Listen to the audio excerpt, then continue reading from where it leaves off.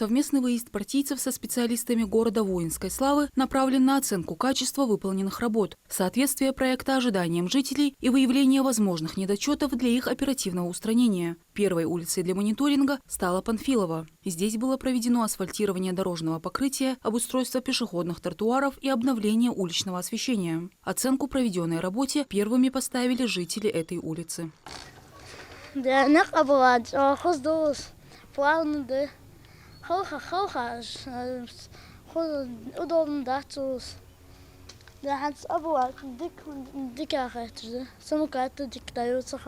Благоустройство, что дикрет, что рязд, трубулаш, няка, несу суметали, берег луалхой рязбы, халханча их, что удобно, не кшарбы, хос давуди, хавуди, что ахдакерханс.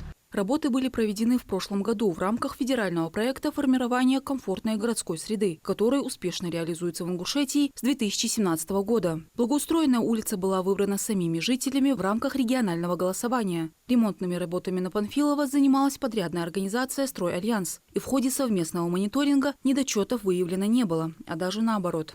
По этому же проекту формирования комфортной городской среды в 2024 году благоустройству подлежали еще 3 улицы – Шейха Мансура, Покрышкина и Кавказская. На них были проведены аналогичные работы, как и на Панфилова. Мониторинг охватил и Кавказскую улицу.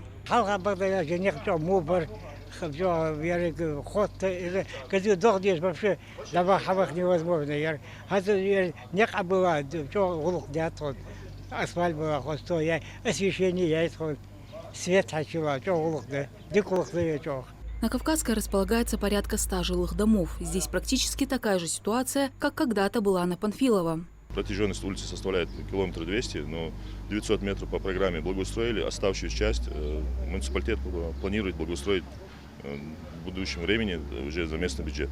В ходе мониторинга оценивалась функциональность объектов, насколько удобны и комфортны жителям разных возрастов и интересов. Вот несколько кадров для сравнения, как выглядели улицы до преображения.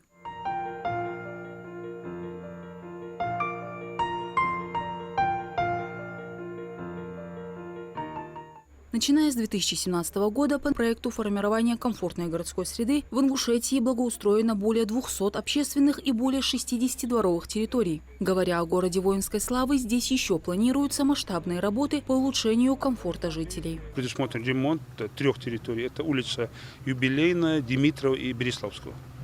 И уже сейчас идет рейтинг голосования по территориям, которые будут отремонтированы в следующем 26-м и переходном 27-м году. Это более 13 территорий, за которые проголосуют жители. Та территория, та улица будет благоустроена.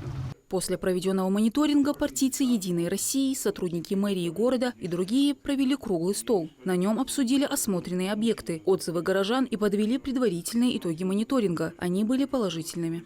Все, что мы делаем, это в первую очередь для наших детей, для будущего. Новогодняк становится похожим на уютный, красивый южный городок. Работа в данном направлении будет продолжена с учетом всех полученных в ходе мониторинга данных. Мадина Цоро, Султан Магушков, Магаз 24.